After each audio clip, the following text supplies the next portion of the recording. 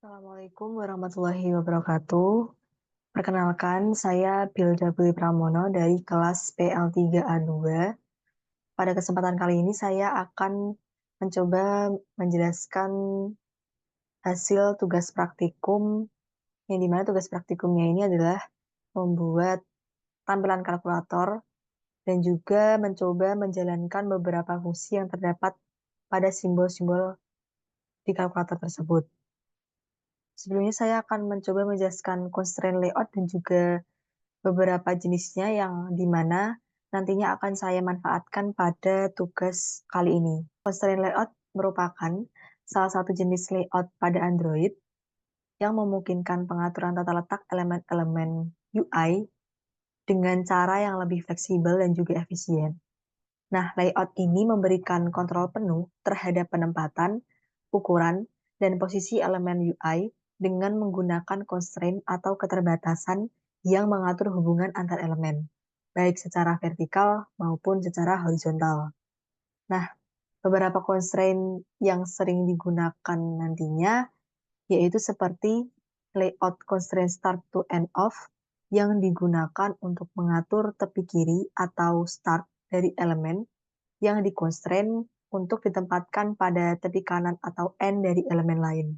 Kemudian, layout constraint end to start off yang digunakan untuk mengatur tepi kanan atau end dari elemen yang dikonstrain untuk ditempatkan pada tepi kiri atau start dari elemen lain. Selanjutnya terdapat layout constraint top to bottom off yang digunakan untuk mengatur tepi atas atau top dari elemen yang dikonstrain untuk ditempatkan pada tepi bawah atau bottom dari elemen lain.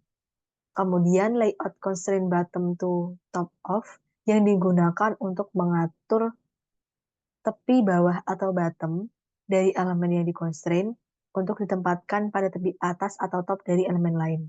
Dan yang terakhir, layout constraint left to left off dan layout constraint right to right off yang digunakan untuk mengatur tepi kiri atau left dari tepi kanan atau right dari elemen yang dikonstrain untuk ditempatkan pada tepi kiri atau kanan dari elemen lain atau parent. Mungkin saya akan langsung mencoba menjelaskan pada bagian folder layout. Di sini saya menggunakan layout toolbar yang dimana nantinya layout toolbar ini akan saya include pada activity main.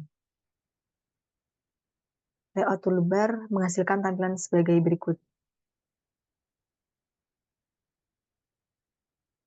Nah, layout toolbar tadi saya include pada activity main dan menggunakan beberapa pengaturan seperti constraint top to top off yang di-set sebagai parent, kemudian start to start off sebagai parent juga, dan end to end off sebagai parent.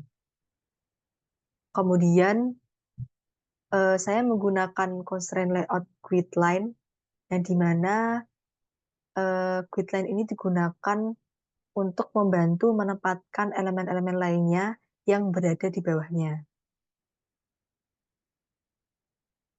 Mungkin saya akan mencoba langsung menampilkan tampilan layoutnya seperti ini. Kemudian terdapat dua text view yang dimana text view ID txt1 ini saya tempatkan pada baris setelah quit line.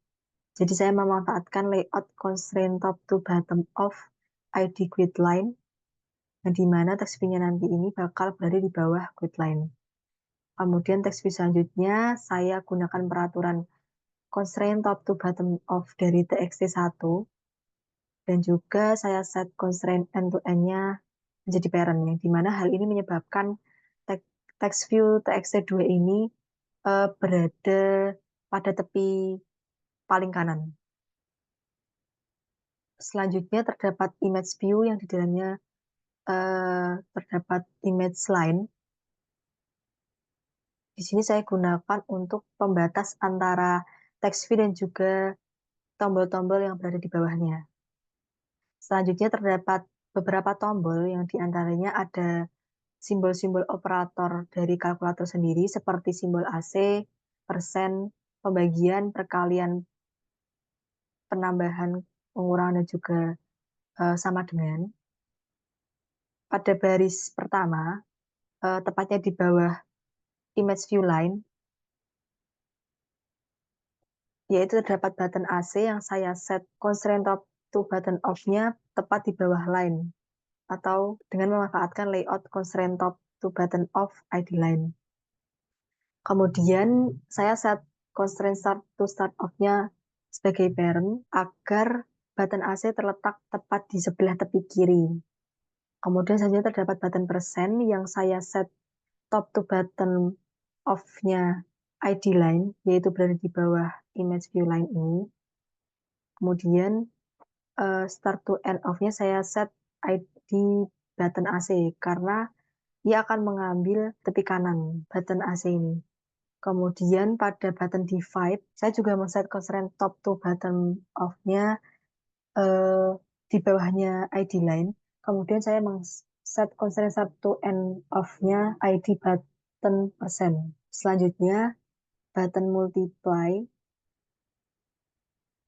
saya mengaturnya agar berada di sebelah kanan dari button divide dan juga tepat berada di bawah garis.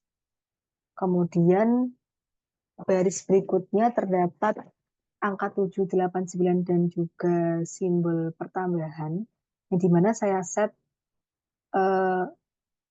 simbol-simbol ini agar berada tepat di bawah elemen atasnya.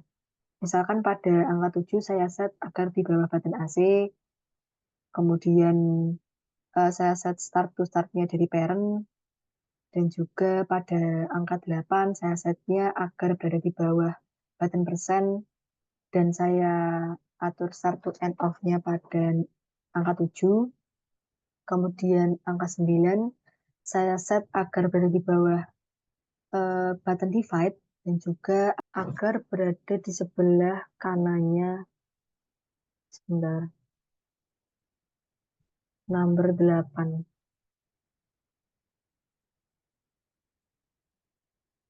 Ya, seperti itu. Baik, selanjutnya pada bagian button add, saya mengaturnya agar tepat berada di bawah button multiply dan kemudian tepat pada tepi kanan, yaitu end-to-end-nya saya set sebagai parent. Baris selanjutnya pada angka 4, 5, 6 dan juga simbol pengurangan, kurang lebih saya juga mengaturnya agar sama seperti simbol-simbol yang lain, yaitu misalkan pada angka 4 saya set agar berada di bawah angka 7, kemudian angka 5 saya set agar berada di bawah angka 8, angka 6 saya set agar berada di bawah angka 9, dan simbol pengurangan juga saya set agar berada di bawah button add. Untuk semua simbol yang ada di bawah ID line selain angka 0 dan juga simbol sama dengan, saya mengatur ukurannya menjadi 90 untuk lebarnya dan tingginya juga 90.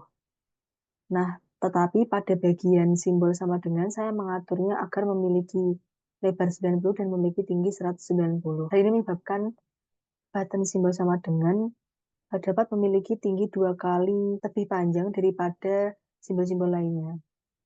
Kemudian pada bagian simbol angka 0, saya mengaturnya agar memiliki panjang 190 dan memiliki tinggi 90. Di mana hal ini menyebabkan memiliki lebar 2 kali lebih lebar daripada simbol-simbol lainnya. Untuk marginnya, keseluruhan simbol saya atur 10,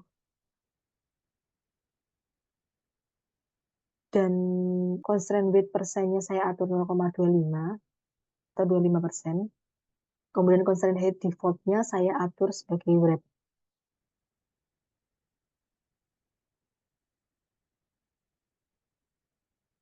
Baik, selanjutnya pada bagian main activity, saya menggunakan logic kalkulator yang dimana nantinya dapat menyebabkan tombol-tombol angka tadi ketika diklik dapat memunculkan seperti angka yang terdapat di dalam button. Misalkan angka 1, maka yang keluarkan 1, dan seterusnya. Kemudian agar operator-operator berjalan dengan baik.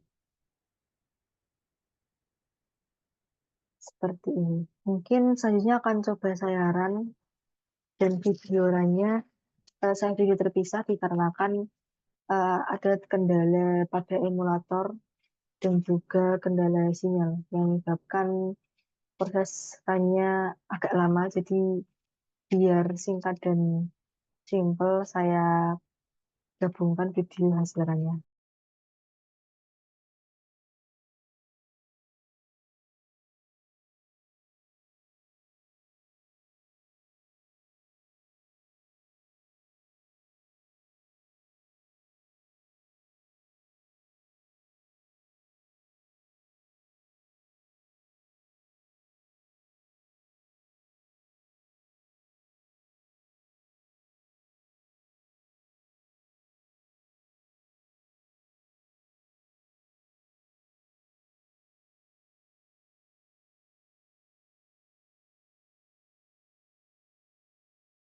Oke, mungkin itu saja yang dapat saya sampaikan.